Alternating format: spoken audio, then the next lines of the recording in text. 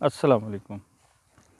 अभी मैं निकला था बाहर फार्म पे। मैंने सोचा कि कुछ डिस्कशन की जाए और हम कोशिश करें कि हम अपने व्यूअर्स को इस चीज़ की तरफ मोटिवेट करें कि आप किचन गार्डनिंग को अपनाएं और जितने भी ख़वातीन और मर्द हैं घरों में, हमारे पास थोड़ी बहुत ज़मीन होती है।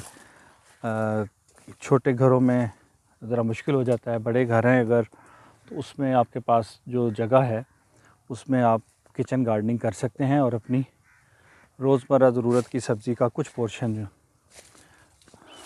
हम वहाँ से ले सकते हैं। जिनके पास ज़मीन नहीं है और छोटे घर हैं या फ्लैट्स हैं, वो भी पूछते हैं अक्सर कि इसका क्या हल किया जाए। तो इसके लिए भी हल है कि आप गमले, बड़े साइज़ के, छोटे साइज़ के गमले लेकर उसमें वेजिटेबल ग्रो कर सकते हैं। उसमें ज़रूरी नहीं कि हम मनों के हिसाब से ही उसे क्रॉप लें, लेकिन कुछ पोर्शन हम अपने घर की ग्रोन जो वेजिटेबल है उसको अगर हम अपने डेली रूटीन में शामिल कर लें तो वो हमारे लिए एक इनिशिएटिव होगा तो जो हमें फोर्स करेगा नेक्स्ट टाइम के लिए कि आया हम इसको आगे लेकर चल सकते हैं या नहीं। और एक तो उसका टेस्ट, दूसरा इसके हेल्थ बेनिफिट्स बहुत ज़्यादा हैं। जो घर की बग़ैर खाद के, बग़ैर स्प्रे के आप वेजिटेबल ग्रो करते हैं और उसको पकाएं तो उस संडिया का सालन ही एक अपनी मिसाल आप होता है, डिफरेंट होता है।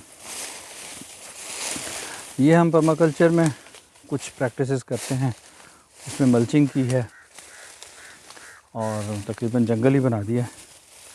अल्हम्दुलिल्लाह इसमें आके एक चक्कर लगाएं तो एक अपनी फीलिंग होती है और मज़ा आता है, फ्रेश होते हैं। सहरा में की अपनी खूबसूरती है, जंगल की अपनी खूबसूरती है, मैदानी इलाके अपनी एक ख़ास उसके अंदर खूबसूरती है कि जिसको आप एंजॉय करते हैं। तो ये जो एक जंगल का टूर होता है ना हमारा छोटा सा, ये भी फ्रेश कर देता है। तो किचन गार्डनिंग में आसान चीज़ों में धनिया है, लहसुन है, सब्ज़ मिर्च, ये चीज़ें हम छोटी जगह पे लगा सकते हैं। अदरक, लहसुन, हल्दी ये घर में काश्त हो सकती है, लेकिन होता ही है कि हम लोग चूँकि इसको इतनी अहमियत नहीं देते, इसलिए हमें अंदाज़ा नहीं होता कि हम इससे कितने बेनिफिट्स ले सकते हैं। अगर आप ये सोच के अदरक लगा लें घर में, जो बाज़ार से आता है वो छोटा सा फूटा हुआ जो उसका हिस्सा हो उसको लगा दें आप उसके अंदर गमले में, तो आपको इतना अदरक मिल जाएगा उससे कि सारा साल आपके पास एक पौधा मौजूद है। साल की फसल है, मार्च अप्रैल में लगाएंगे तो आपको ये दिसंबर में जाके ये इसकी हार्वेस्ट होती है। लेकिन उसके अलावा क्या होता है कि पिछले दिनों 1000 रुपये किलो तक चला गया अदरक, मार्केट में उसकी प्राइस बहुत हाई हो गई। तो हमने तो गमले के साइड से मिट्टी हटा के एक उसका निकाल लेते थे, उसको इस्तेमाल कर लिया, फिर दूसरे पौधे का, फिर तीसरे पौधे का। घर में 5-6 पौधे लगे थे तो वो घर के किचन के लिए सफिशेंट थे। ये इंतज़ार करने की ज़रूरत ही पेश नहीं आई कि पूरा साल मुकम्मल होगा फिर हार्वेस्ट करेंगे या हम कहाँ से उसको लें और ख़त्म हो गया। हल्दी है वो भी इस्तेमाल होती है घर में। एक ये है कि अक्सर इस वक्त बताते हैं लोग कि हमारी मिर्चों की पनीरी तैयार हो गई है। मिर्चें गर्मी का पौधा है, मिर्चें हैं, करेले हैं, बैंगन, सब कुछ। इनको अगर आप सर्दी से बचा सकते हैं, सर्दी का मौसम इनका गुजर जाए अच्छे तरीके से, तो देन पॉसिबल है कि आपको ये गर्मियों में जाके फिर क्रॉप दे दें, अच्छी क्रॉप मिल जाए। लेकिन अगर अब सर्दी नहीं इसकी का वक्त कोई ऐसा इंतज़ाम नहीं है तो फिर सर्दियों में तो ये बिल्कुल ही जो है वो डेड हो जाएंगे, पौधे ख़राब हो जाते हैं। तो कुछ चीज़ें हैं। अब ये यहाँ पर ये इंजीर है, इसको थोड़ा कवर किया है हमने, ये अगर नज़र आ रही है तो इसको काफ़ी अच्छा टेस्ट है, अरेबियन अंजीर है। तो ये सोचा कि चले क्यों ना इसको महफूज किया जाए और जो नेक्स्ट में देसी अंजीर है वो परिंदों के लिए छोड़ दी जाए। लेकिन फिर भी इसमें से काफ़ी अंजीर ऐसी हैं जो परिंदे खा लेते हैं और कम हैं जो हमारे हिस्से में आती हैं। तो ये अपना शौक़ ज़रूर पूरा करें, लेकिन मौसम का भी हिसाब रखें कि किस मौसम में कौन सा पौधा होगा और कब उसकी पनीरी लगाई जाए। ज़्यादातर लोग इसी तरह मेहनत करते हैं, पौधे उगे और फिर जब वो ज़ाया हो गए और आगे ना चल सका, उसका मौसम नहीं था, तो डिसहार्ट होकर ये काम छोड़ देते हैं।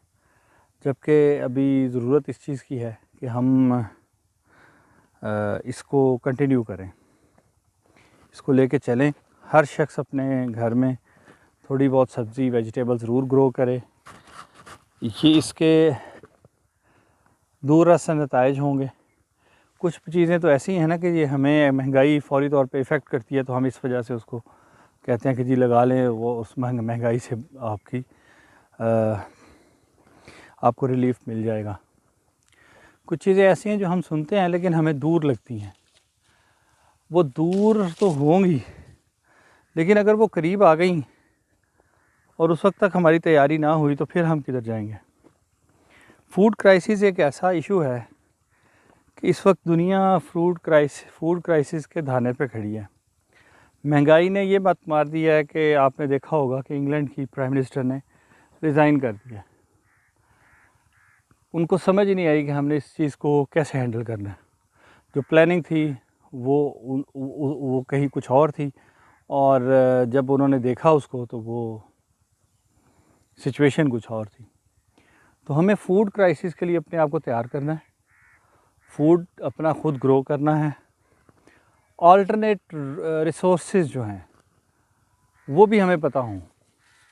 हमने कभी नहीं सोचा, लेकिन हमें ये पता है कि पालक पका के खाते हैं तो हम पालक भी पकाते हैं, साग खाते हैं। उसके अलावा बहुत सारी चीज़ें ऐसी हैं। मालाबार स्पिनच हमें नहीं पता था कि वो भी पका के खाई जाती है। उसकी आदत बनाएं, उनको लगाएं, उसको खाना पकाना। और बहुत सारी चीज़ें हैं। मुख्तलिफ़ इलाक़ों में जहाँ केला ज़्यादा होता है वहाँ केले की बहुत सारी सब सालन बनाए जाते हैं, उसके फूलों के बनाए जाते हैं। तो ये हमें करना होगा, अदरवाइज़ ये परेशानी ना आए तो अल्हम्दुलिल्लाह, अल्लाह करे ना आए। लेकिन अगर ये आ गई तो क्या हम इसके लिए तैयार हैं? जो लोग इस पे काम कर रहे हैं